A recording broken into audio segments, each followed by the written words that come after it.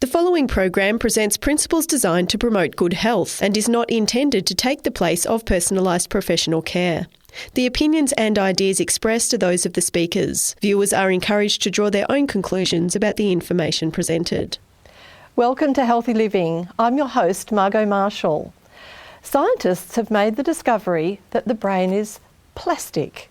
That is to say, the brain has the ability to be shaped or formed by new activity, even into old age. Today, we'll discover how CBT, or cognitive behavioural therapy, can help to shape it for the better.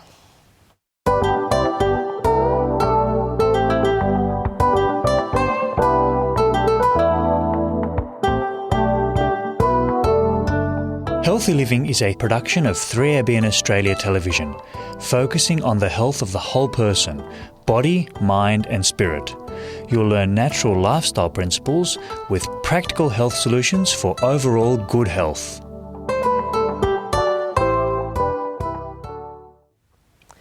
Besides changing brain chemistry positively, cognitive behavioural therapy has many other benefits, and perhaps a good place to start would be to define cognitive behavioural therapy. And who better to do that than my guest, Dr Eddie Ramirez.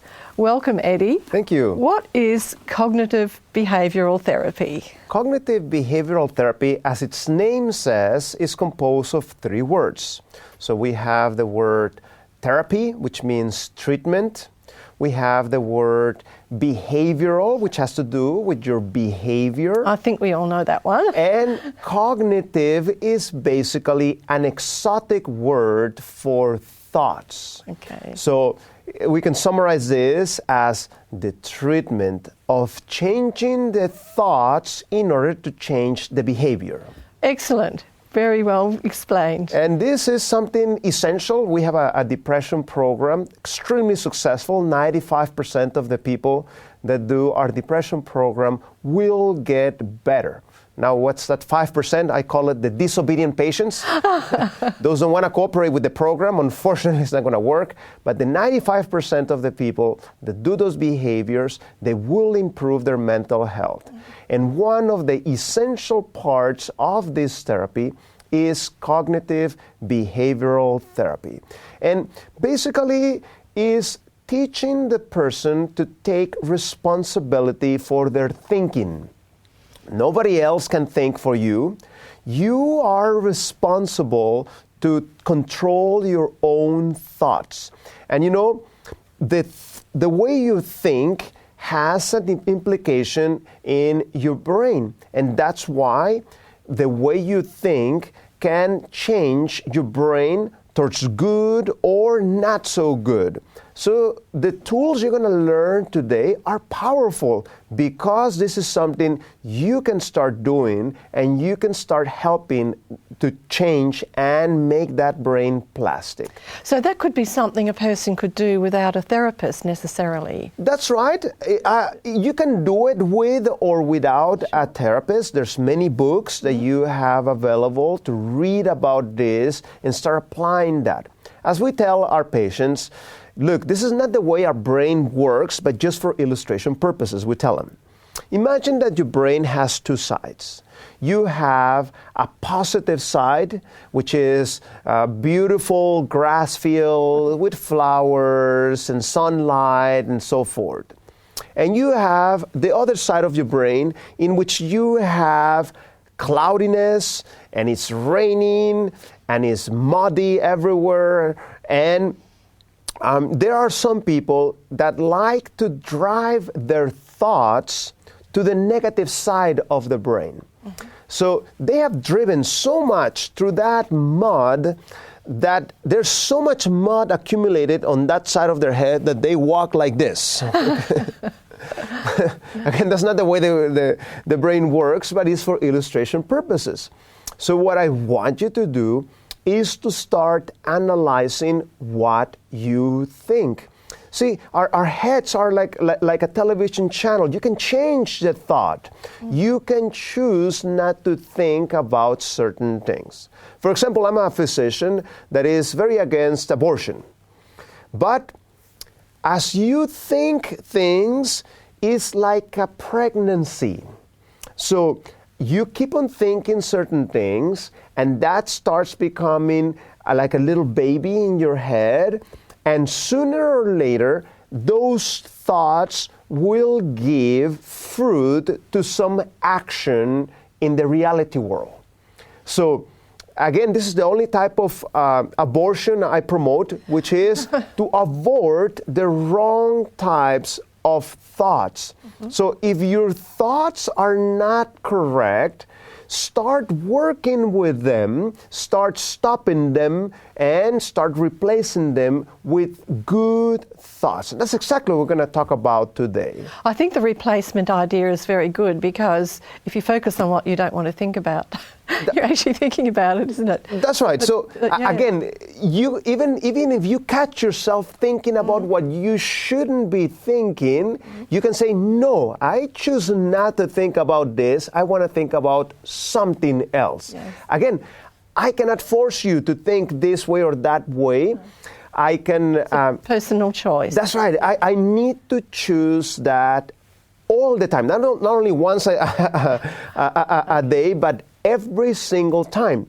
And as you start changing those patterns of thought, neuroplasticity start taking place, and the old thoughts start to be thought less and less, and the new thoughts, more positive and so forth, start to become more second nature. Second nature. I like that term, because it just becomes natural after a period of time. I mean, I've changed some things in my life, and things that I never thought I could, and you just don't think about it anymore. It happens just That's by right. itself. It is second nature, literally. And that's why CBT has been documented to be a powerful thing for change. We can see, for example, on screen, how CBT has such implications as effective as a drug therapy. That's incredible. No side effects, makes you the probability to relapse to addictive behaviors and so forth much less likely. And it helps you because it changes the chemistry of the brain, and that's why it can help with somebody with depression to change their outlook. As those thoughts are repeated, the other wrong thoughts are stopped, then neuroplasticity takes place and the behavior changes on the person. So this neuroplasticity is actually a physical thing that takes place in the brain. It is the shape of the brain, the physical. chemistry of the brain. It's not just thoughts that don't have any substance. It's actually a physical. And this has only recently been discovered, fairly recently, is that right? Yeah, it's been documented recently. We have seen it many times, but it finally has been documented recently. And the thing is that the wrong types of thoughts will give you the wrong types of feeling. For example, some people feel that they're unfulfilled, and they say, oh, I'm not successful, I'm not smart enough, I'm not attractive enough, I'm not this or that to feel happy and fulfilled. Or sometimes you think that the negative feelings that you have are the guilt of somebody else. Oh, the old see what you made me do. Yes. So there's some truth that sometimes some bad things happen to us, but that doesn't mean that we can choose something else. See, and when we have this type of victim mentality, if we keep repeating that on our head, neuroplasticity takes place in a negative fashion, and then our self-worth, our vision for the future, our behavior changes in that negative fashion. That's why Solomon writes, as a man thinketh on his heart, what? So is he. So is he. Your behavior changes when you change the way you think. Somebody paraphrased that as, you're not what you think you are, but what you think you are. That's right. Yeah, it just sounds like a clever saying, but it's so true. Now, somebody that has documented CBT in our modern world is Dr. Ellis. And Dr. Ellis documented how when somebody is depressed, he writes, there is like rivers of negativity. And he was very against religiosity, Albert Ellis. He writes down how religious belief is equal with emotional disturbance. And the more you do it, the more committed you are, the worse you are regarding your mental health. That's what he wrote on his beginnings of his clinical practice. Now, he was not a theoretical writer. In other words, he was not just writing theory, but he was actually in the clinical practice. So as he started treating patients in the clinical world, he started observing something. There were some people that were actually being benefited by certain religious practices. So even though he writes very negative about religious beliefs at the beginning of his career, he changed his thinking as he started seeing what was happening to the patients that had religious belief. And we can see in screen what he writes later on. He says, I can safely say that the Judeo-Christian Bible is a self-help book that has probably enabled more people to make more extensive and intensive personality and behavioral changes than all professional therapists combined. Oh my goodness, all of them combined. That's quite a statement coming from the position that he originally held. From somebody negative that didn't want to do anything with spirituality. He understood that those people that were having the Bible reading, praying type of behavior, he saw that had a beneficial effect at the level of their thoughts that changed their behavior and that changed their outlook. That's how powerful the Bible is to change a life. And this is coming from somebody agnostic. You know? Yes. He hadn't. I gather he hadn't actually become a Christian, but he had understood the benefits. Maybe. So he is the one that started documenting this. Maybe he's got another chapter to write. That's right. You know, he still has an opportunity to choose otherwise, and we hope, that he makes the right decision. Yeah. So, what is this CBT? We can summarize that in the following chart. The chart of the A, B, C. And we can see that on screen. See, your emotional status at the moment, your emotional consequence, is not the result of an activating event, the A. So, everything happens because we have activating events all the time. Examples of activating events: you got dressed, and as soon as you were getting off to the car, you slip and you stain your clothes. You're cooking and you burn your food. Never. You come to your work after the weekend, and the boss is ready there to rebuke you for this and that, and suddenly everything changes, isn't it? So all the time we're getting activating events. You know who doesn't have activating events? Dead people. I was just going to say dead people. Dead people, no more activating events. If you're alive, you have activating events. Now, think about this. You can have 10 people seeing the same thing. How come the reaction is so different? In fact, my daughters were talking about this yesterday, how the other day something happened. Now, couldn't care less about it. And my wife was making a big scandal about it. Why, even though we saw the same thing, how come our behavior is so different? CBT, ABC. A, activating event. We can see that on screen again. But between the activating event and the C, emotional consequence, there is a B, a belief system. So the belief system is actually what determines the emotional consequence. Let me give you an example. Suppose that I believe that nobody should ever call me after 10 p.m. at night on my cell phone. That's my belief system. Let me ask you this. What happens if my cell phone rings after 10 p.m.? I think you might be annoyed. Oh, I'm going to have joy and happiness in my heart. No, because the belief system is wrong, the emotional consequence will be wrong. So there are some people that try to run away from activating events, but this is a never-ending job. What we need to do, we need to work and deal with our belief systems. And that just sort of cuts in there, and that's the separating thing. That's what right. You believe about it. Okay. So by having those wrong belief systems, I'm going to have the wrong type of emotions, but not only of emotions, but also of actions.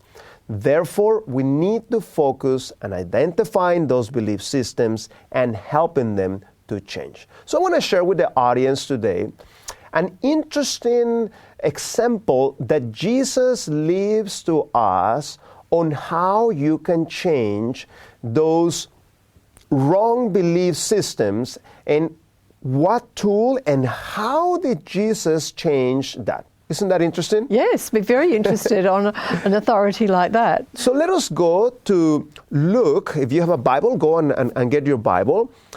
And we're going to read Luke on the 24th chapter. Mm-hmm. And if you could read for us verses 13 and 15. But before you read, let me just tell you the context. The disciples have witnessed the crucifixion, and there are a bunch of discouraged people. And we pick up the passage there on their way to Emmaus. All right, so you're wanting verse 13. 13 to 15. That's all right. So it says, "Now behold, two of them were travelling that same day to a village called Emmaus, which was 7 miles from Jerusalem. And they talked together of all these things which had happened. So it was, while they conversed and reasoned, that Jesus himself drew near and went with them." That's something that good news. When we are discouraged, Jesus is willing and happy to be with us to help us. Let us observe the way that this change happens. So let's, first of all, he comes to them, and what happens? Verses 16 and 17. All right. "But their eyes were restrained so that they didn't know him. And he said to them, 'What kind of conversation is this that you have with one another as you walk and are sad?'" That's 17. That's go on. right. Okay. So what does he do? He starts to identify the wrong belief system. Now, isn't he omniscient? Doesn't he knows everything? Yes, he does, but he wanted them to recognize. Sure. So that's why he asked the question. So let's read from 18 to 20. "Then one of those whose name was Cleopas answered and said to him, 'Are you the only stranger in Jerusalem? And have you not known these things which happened there in these days?' And he said to them, 'What things?' So they said to him, 'The things concerning Jesus of Nazareth, who was a prophet, mighty in deed and word before God and all the people, and how the chief priests and our rulers delivered him to be condemned to death and crucified him. But we were hoping that it was he who was going to redeem Israel. Indeed, besides all this, today is the 3rd day since these things happened.'" You want me to go on there? No, till there. So you can see here, as you're reading this, you can actually identify the emotional state of these disciples. Do you think they were happy and joyfully saying these things? No, they were sad. They're complaining. They don't like it. They think it's horrible. And that's why when you complain, you actually affect those around you. It's not only affecting you, but then you start creating a negative feelings on those around you. And then verse 21. All right, 21. "But we were hoping that it was he who was going to redeem Israel. Indeed, besides all this, today is the 3rd day since these things happened." That was 21. Okay. So he just told the key issue. We were hoping that he was going to fulfill this and that. And we can see on the screen a little chart. Let us fill in that A, B, C. So we have A, which is the activating event, Jesus died, no question about it. Why did they have a C, emotional consequence, in the word sad, loss of hope, discouragement, and so forth? Because the B was wrong. According to them, Jesus was going to be a powerful king. In fact, when Jesus was doing these miracles and creating food and so forth, man, in their heads, they were like, woohoo, Here we're going to have this powerful army. Jesus is going to be our king. We're going to grab our swords. We're going to have food so we can go forward and battle our enemies. And we'll conquer those Romans and all these people that are afflicting us and so forth. Can you see where this is going? Yes. Yeah. Their belief system was wrong. That's why they're fighting. Oh, Jesus, who's going to be the Secretary of Defense and the Secretary of Education? I want to sit on your right hand and your left side and so forth. Because they wanted to be part of that earthly government. Even though Jesus over and over told them otherwise. So you can see here very clearly, A, activating event, C, wrong emotional consequence, and as a result of that was because they had the wrong belief system. Now, this is what is called an irrational belief. So what you need to do, you need to diagnose, dispute, deal. And that's exactly what Jesus does. He doesn't change the activating event, but he changes the emotional consequence by changing the B. And that's exactly what we're going to read in a minute. Don't remove your finger from the Bible. A remedy that Jesus uses is the remedy of spirituality. So let us read about it. Let us go to verse 26 and 27. All right. Can I go back to 25? Sure, go ahead. I think. Then he said to them, O foolish ones, and slow of heart to believe in all that the prophets have spoken.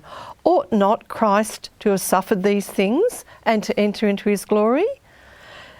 And beginning at Moses and all the prophets, he expounded to them in all the scriptures the things concerning himself. So what did he do? He started from Moses. Which book in the Bible Moses writes? He wrote the first 5. The first 5. So from the Genesis. Right.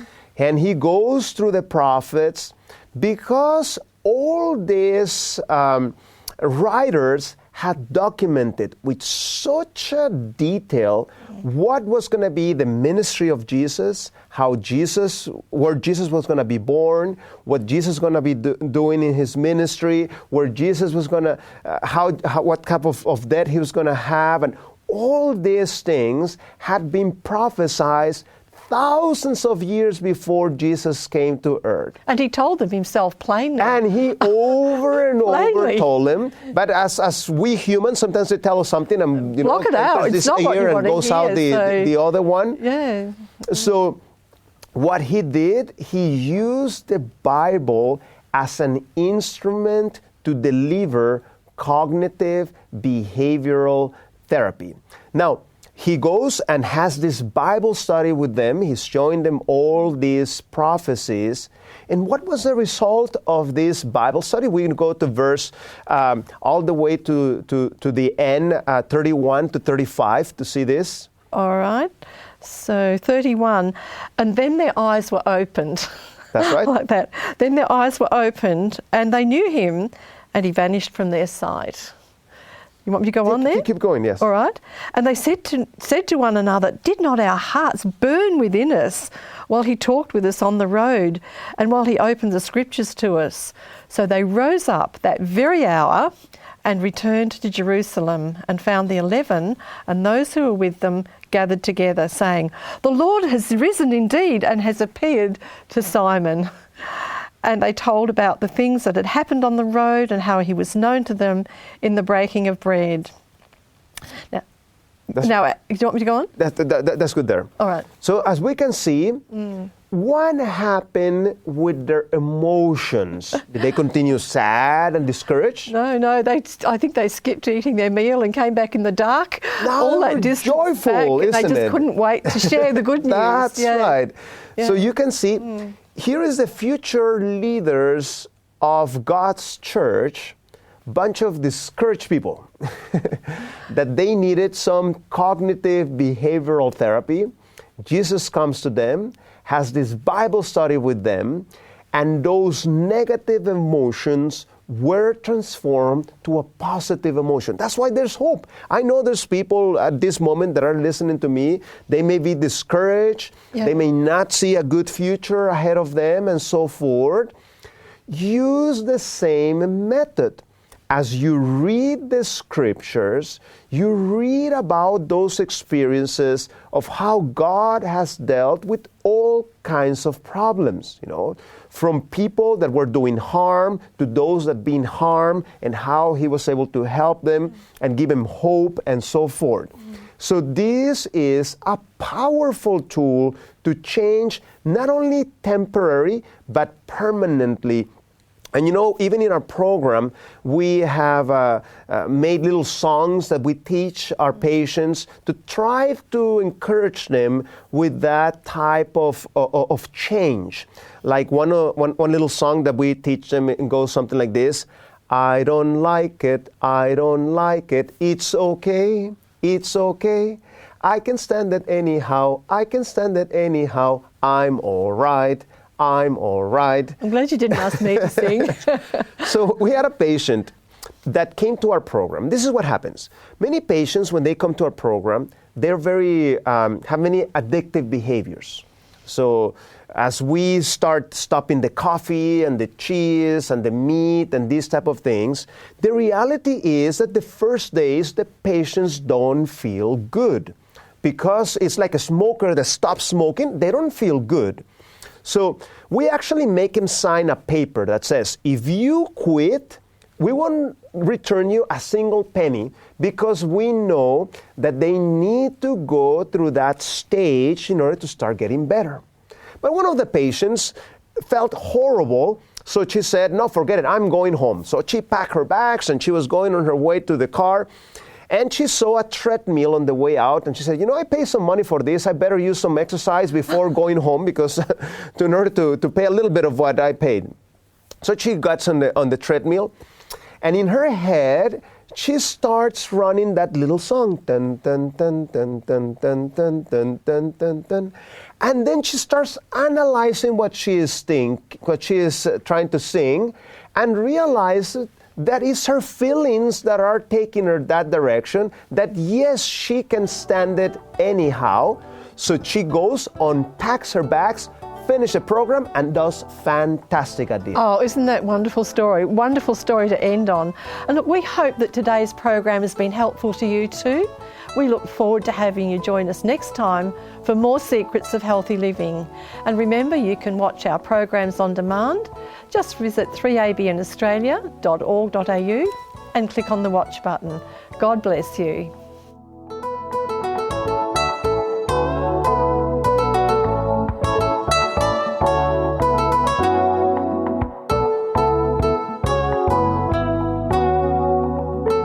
You've been listening to a production of 3ABN Australia Television.